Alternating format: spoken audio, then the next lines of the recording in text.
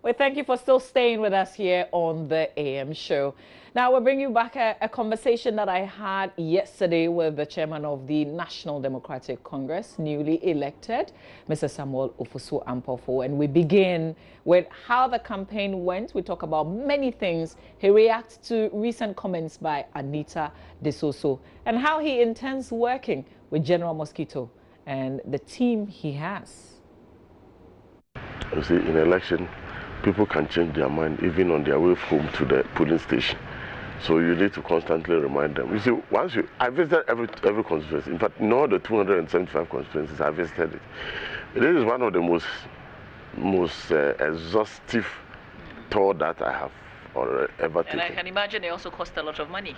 Indeed, indeed. But you see, when people believe in your leadership, you become a resource yourself. I'm saying this because I was there when somebody just called me and said, Honorable, I heard you are going around. I have, I'm a proprietor of a filling station. I don't want to mention the name, but my stations are scattered all over the regions. Anywhere that you get, you and your convoy, just when you see that brand name of that filling station, just enter there and let them call me, and I'll fill your tank free for you. So you can you imagine? Did you take advantage? I grabbed the advantage. I grabbed the opportunity with both hands. Is that offer still open? I hope he listening to me.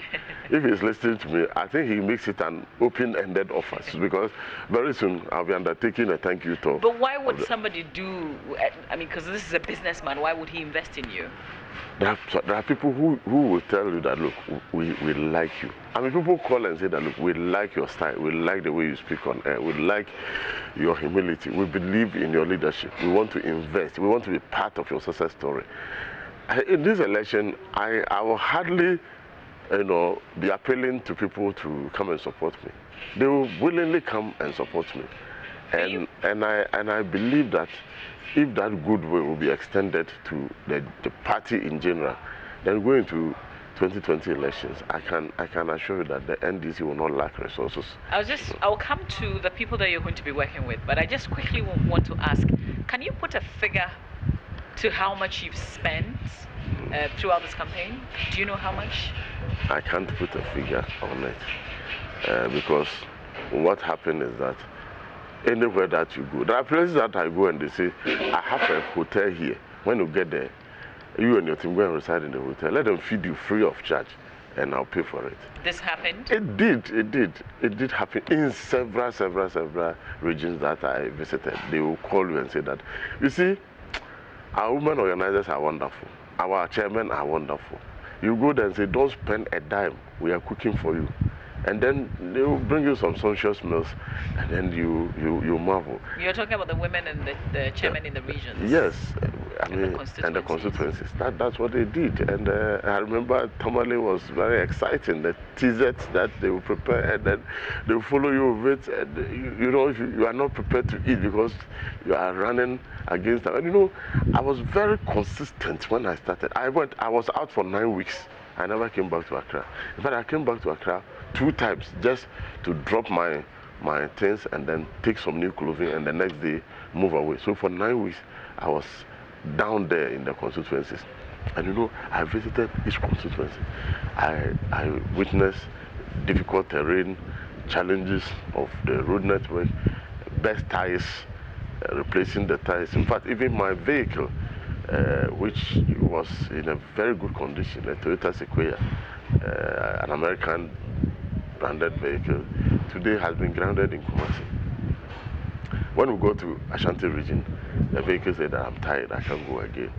And a friend of mine just called me and gave me a Tundra pickup. You came and saw it here. I said, I can't wait one day repairing the vehicle. He said, leave it and leave the keys with me. So this was a gift?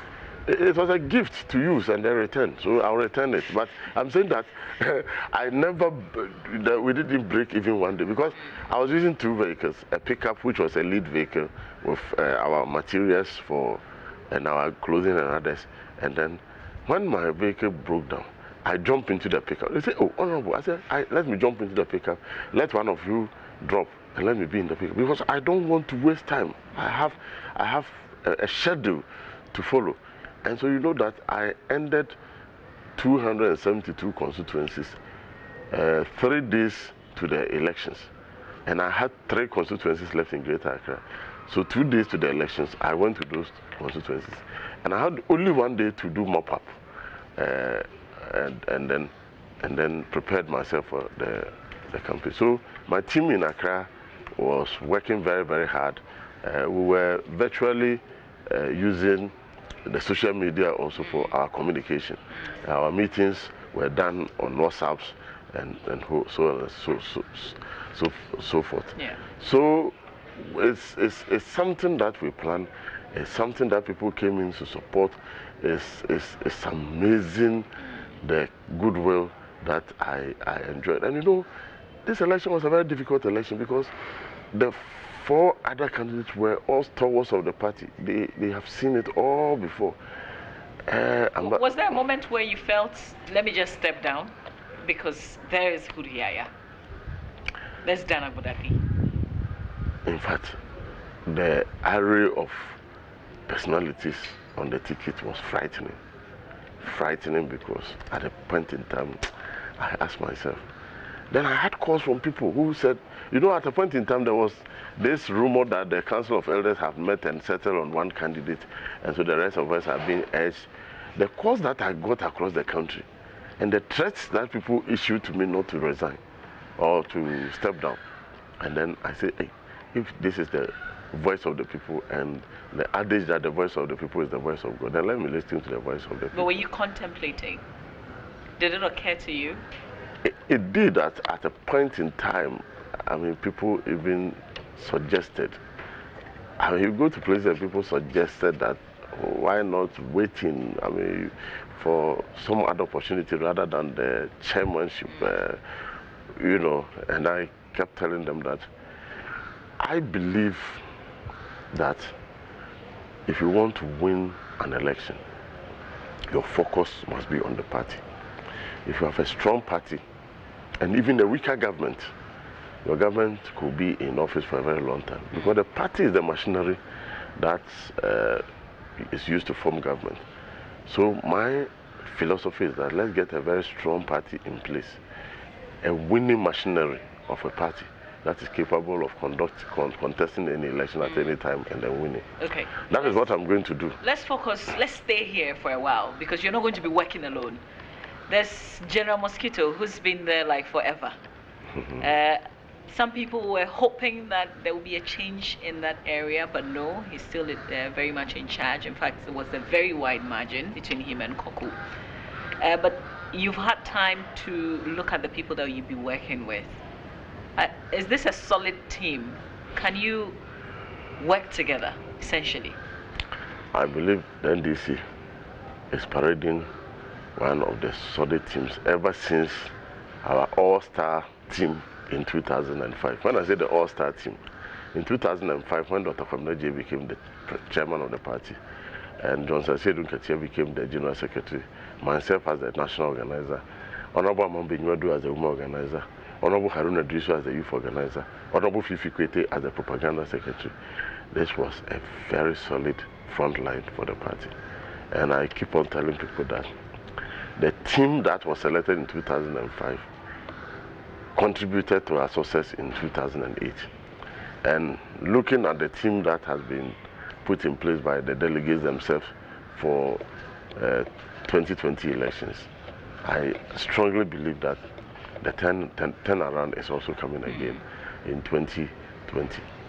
I have observed for the few weeks that our new national youth organizer and new women organizer were elected at Gomua Fete. I have followed them. I have attended 1 or 2 meetings of them, and I can tell you that there is some dynamism, some energy that is, you know. You see another Ofosu Ampofo and another Amambe Nywadu? I see them emerging. I see them emerging. What we need to do is to work as a team. I believe in teamwork. I don't believe in the I syndrome. I believe in the we syndrome. That let us work together. You see, when I won election in 2005 as national organizer, I contested with our immediate past chairman, Dr. Kofi Potofi, in Koforidua. And when I defeated him, I invited him and said, my big brother, you know, you have a lot to offer this party. I can't do it all alone. Come to the headquarters and let's work. He was in the headquarters with his team. And I talk about the team, I talk about the guys who vigorously campaigned against me, and then everything. I brought them together. I remember one of the strongest guys was PK Aboni, who was the leader of his team. I brought them closer to me, and then most of them were part of the team. Eventually, Mr. Kofi Potofi became the director of elections of the party under my office as national organizer, and we worked as a team to bring the party back in 2008. So I believe that all hands ought to be on deck, and the team chosen for the Congress together we win to 2020. Well, was there one particular person or two perhaps that you were hoping would have been on board your team? Maybe that would have made things a lot more easier for you. I think that the delegates were wiser in selecting the people that they selected, and I'm prepared to work with all of them. Perhaps what we will even do is to look out for some other people and then bring them on board. I said in an interview yesterday or 3 days ago that I will be a Votarian chairman.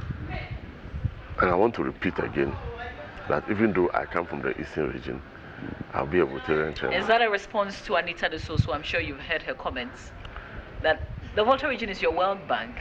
Yet if you look at the names, even though I see one Voltarian in there, she doesn't see any Voltarian. No, they are there. I think even when the youth and women organizers, after that we had about 3 of the 6 coming from the Volta region. And of course, yesterday too, we had 1 or 2 people from the Volta region on the new executive. But is that why you're saying you'll be a Voltarian chairman? What difference would that make? Does that even matter? You see, I said this when I went to the delegates in Volta region and told them that people were saying that, let's get our person from our region to become chairman. And I told them that in the history of Volta region and the Eastern region, 2 of the outstanding regional commissioners who's contributing to the region's development have been very phenomenal are Kenneth Kabore, who is from the north but who was a regional commissioner for Volta region, and Kenneth Minyela, who is also from the northern part of the country but who became a regional commissioner in the Eastern region.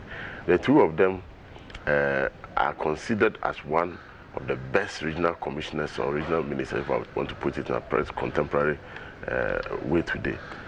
And they did not come from the Volta region. So as I went there, I told them that try for the first time a non-Votarian chairman and see the difference. That is why I say I'll be a Votarian chairman. I mean, I'm speaking within a certain context. And I said that because in 2014, when I contested as national vice chairman, we voted on regional lines. And one of the highest votes that I got as a national vice chairman came from the Volta region. They have been very consistent. They've been very supportive of me. And I believe that as a leader of the party and national chairman of the party now, I want to assure the good people of Volta region that they have a pride of place in the NDC. We cherish their contribution. We will never take them for granted. And as a national chairman, I will ensure that the Voltarians are adequately represented on the party and also in a future government of the NDC.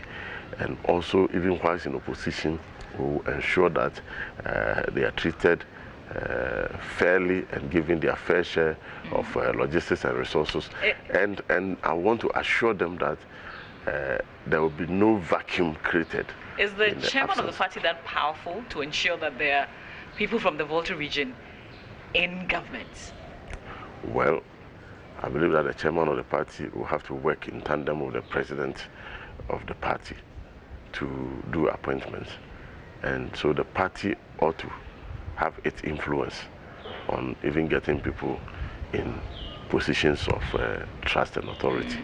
What kind of advantage do you think you have over your rival, Freddie Blay? Well, I see myself as a unique person because we have several segments, we call them stakeholders in the party.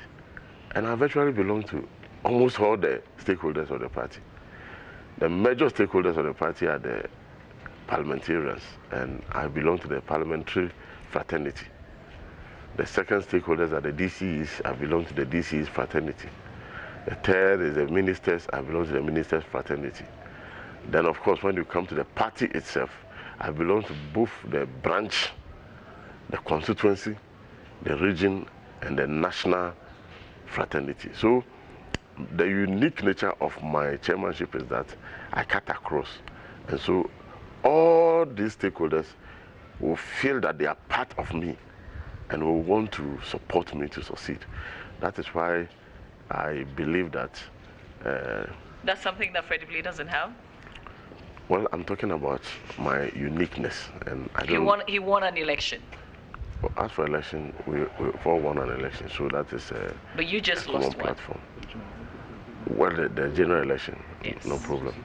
I have been in politics for a long time, and I know that in politics, two things happen to you. You win sometimes and you lose sometimes. And so for me, I take defeat as in my stride, and I use that experience as a springboard for future successes. So the defeat that we encountered in the last election is an eye-opener to us as a party. We are, as a new executive, we are going to settle down. We are going to seriously brainstorm and come out of strategies that will assist us to overcome the challenges that led us to. I thought the Professor Kwesi Botwe committee did that job for you already. Well, that job has been done.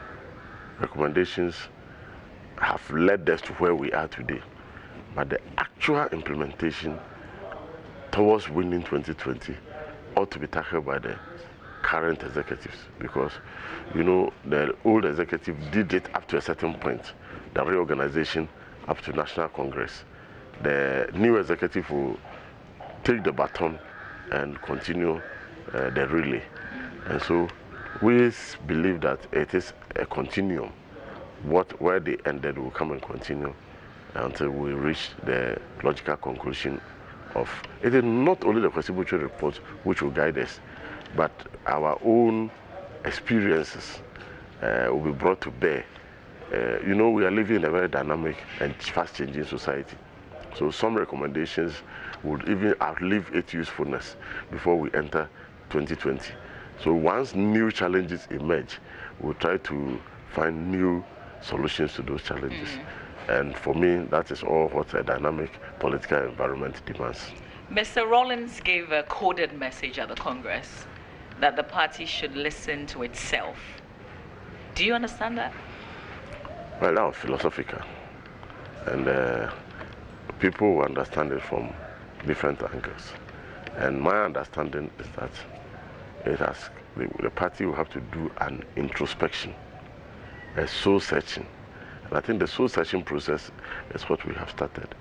Indeed, the outcome of this election itself should tell you that our party is listening to itself. You know, there were some amendments proposed during the Congress, and those amendments which did not go down well with the people were fiercely resisted, and there was a physical protest at Congress by some people who felt that they were not happy with those amendments. In fact, this is the very first time in the history of our party where there has been this massive outpouring of resistance to amendment of a party constitution. So for me, it rhymes with what President Rawlings said, that we should listen to ourselves. And indeed, the party listened to the protests of our people, and those amendments were immediately dropped for further consultation. It lends credence to the fact that the party is listening to itself. Because previously, what we'll do is that as many as are in favor say aye, and they will say aye, as many as are in favor say no, and then all amendments will be carried through. I've heard some people also talk about the fact that at these places, like Congress, when you are electing executives, is that the place to do amendments? Do the people even understand what they are amending? Well, what happened at the last 3 days ago shows that they really understood what we are amending. But I support the school of thought that is of the view that there must be a dedicated Congress that will be looking at constitutional and policy issues, and I will be leading that reform in the party, that we should have a biannual Congress that will be dedicated to constitutional amendment and policy initiatives. If we are in government, every 2 years we should do a Congress to review our policies and allow our ministers to come and account for their stewardship. We should be able, mid-term of our governance, to take our manifesto and look at the level of implementation. In fact, the manifesto writing of the party will also have to be reformed, and I'll lead that reform. You see, we have a group of people, experts, who have been assisting us in writing our manifestos. But I want to propose a bottom-up approach to the writing of our party manifesto. What do I mean by bottom-up approach? I want to see the NDC engaging its rank and file in building our manifesto for the 2020 election. I want to see our manifesto committee organizing constituency fora and regional fora to solicit views on our party people, from our party people, on the way forward as far as our manifesto policy initiatives are concerned. And if we are able to do that from the constituency through the regional fora and a national stakeholder engagement, where key stakeholders of the party will make input into our manifesto, we will be able to build a manifesto that will reflect the wishes and aspirations of the entire, party structure, and I want to champion that cause, because I think that one, because as I moved around the country and visited the constituency, remote ones of course, some of the suggestions were so rich that I asked myself, if we had been contacting our party executives and then opinion leaders, engaging them regularly, perhaps the fate that befall us in 2016 would have been avoided. Two things before we wrap up. One, Kweju Edu-Asare, you talked about how quickly the party reversed its decision on the amendments when the voices came up. There was an unfortunate thing that happened to him. How could his picture be him and his name not be his?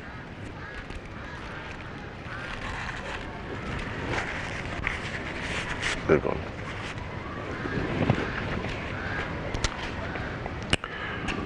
Well, I think that yesterday the Electoral Commission said that the fault emanated from the Elections Committee.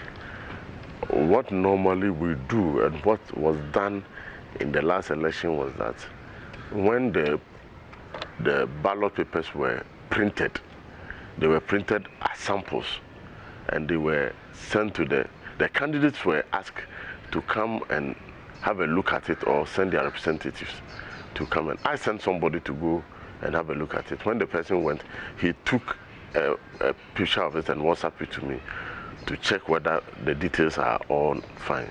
Perhaps I'm saying that perhaps he did not take advantage of that opportunity. That is why this unfortunate incident arose. But the Electoral Commission quickly did the correction. We will see between the How was the correction effected? Because the picture there was him, but the name that we've seen is not his name. Well, the Electoral Commission indicated that they took a long time for them to compile that resource, because I think that I don't know the details, but I understand that they corrected the issues because they look at the ballot papers and then what was supposed to be his was allotted to him. Nevertheless, there are a lot of... But that's confusion right there. I mean, that's not fair. That's not fair to anyone. If I was standing for a position and my picture is me, but my name is not me, that will be confusing to the people who want to vote for me. Well, this is one out of the many successes that we chalked, and so we'll look at it. So is it the Electoral Commission as in the Electoral Commission, or this is an internal issue? Well, because it was a challenge and he had agents there, together with his agents, I think they sorted the issue out of the Electoral Commission, and so he never protested at the final result that came. And so I think we must allow sleeping dogs to lie. We had a representative of his on radio yesterday and on television saying that courts, for instance, was an option because this was not fair. The party will engage him, and I think court should be. So there. this is your issue now because you're the chairman. Yeah, that's him. I will engage him. You know, it's early days yet. I just came, and you decided not to allow me to sleep after this hectic. For 3 days, 3 nights, I never blinked my eye, and so yesterday, at the time I was even called upon to come and speak on behalf of those who have been elected. I did it with a lot of You've difficulty. been through this like for a very long time. Yeah. You're a very experienced man. You've gone through elections many times. The response and the feedback is that, in spite of the fact that I was a very visibly tired person, I live up to their expectation with the victory speech that I delivered yesterday. So let me ask my very last question so you can go back to sleep. Sleeping, over 18 hours. Sleeping, I don't think that I'll be sleeping because you have already seen my place here. People like started coming. I'll be meeting my team VOA. Team VOA? Yes, Team Which VOA. one is that? That's my team. My campaign team is called Team VOA. What does that stand for? Vote for Ampofo. Vote for Ampofo, Team VOA. Are you not dissolving the team now because you've been voted for already? We'll have to meet and review our activities and pat ourselves on the shoulders and to see how we can work together, because this brought a lot of people from various angles, people that I don't know who came and volunteered, and I want to pay glowing tribute to them for spending sleepless nights. Okay, so let me make the last question very quick. Over 18 hours that you spent voting and sorting out, I mean, couldn't it have been done much lesser than that? This was not a national, if you like, a Ghana election. This was a party election. You see, even in 2005, when we went to Koforidua, we also spent 3 days. But this time around, we need to commend ourselves because the number of delegates had been increased from around 3,700 to 8,000. Almost 3 times, 2.5 times the number we were using. So obviously, this would have been expected. However, moving forward, I believe that, especially the venue that was chosen, for instance, we could have done better with an open place, like if the sports stadium was going to be engaged as a result of the African women. Yeah, we could have looked out for a more spacious place like a sports stadium, for instance. In fact, the Pentecost Convention Center, which was given to us for the Youth and Women's Congress, everybody felt that it was one of the most ideal places to have even conducted the National Congress.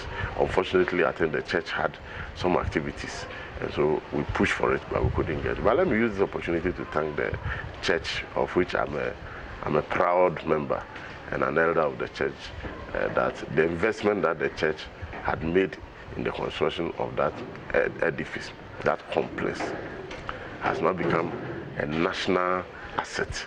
And having opened their doors to the NDC to conduct these activities, we want to use this opportunity to thank the chairman and the executive council of the church for what they have done, and to say that they should continue to make it a national asset so that every political party and every institution that wants to use it can use it. So in future we'll look at some of this, and then even the issue of voting. I believe that, but for the fact that we're dealing with huge numbers, and we're also dealing with amendments and others that required the presence of the party at one point. I generally think that we should be looking at decentralizing the process. I'll be looking at the possibility of doing this thing at the regional level, so that simultaneously we'll be voting at all the 10 regions, and it will lessen the drudgery that people went through. I want to apologize to our teaming delegates. Some of them could not even get places to sleep. Some of them were scattered in hotels across the national capital, making movement very, very difficult. I wanted to visit all regions. I was able to visit only one region, because even that one region alone, one team is sleeping here, another team, and the traffic and a whole lot of things. So going forward, reforms will have to be looked at. The possibility of decentralizing the National Delegates Congress is something that I'll be pushing for. Thank you very much, Mr. Chairman, and enjoy your chairmanship. Thank you very much for coming, and to also assure our media friends, first of all, to commend them for their forbearance and the fortitude that they showed, stay over throughout all these 3 days, and to say that we are very appreciative of the media under my leadership. I'm a very media friendly person, and I think that the NDC will be seeing more symbiotic relationship, if I want to say a new romance will be developed between the NDC and the media, because we believe that the media are very effective partners if we want to win any election in the country. So I expect English breakfast the next time I come to your house. I am a very local person, and so if you have time, I will get you the kontomire and apiman pesi, spice of Kobe and others. That will be nice. That is what I believe in. That will be nice. Thank you, Mr. Chairman. You're welcome. Thank you. All right, so that's my interaction with the chairman of the NDC, Samuel Ofosu Ampofo, touching on various things. Let me know what you think. Just hit us with your comments on Facebook. Go to the JoyNews page on Facebook. Stay with us here on the AM show. We still have lots of conversation. We're going to be touching on that recommendation to interdict some 7 police officers. We speak to a security expert on the show this morning. Stay with us for all the details.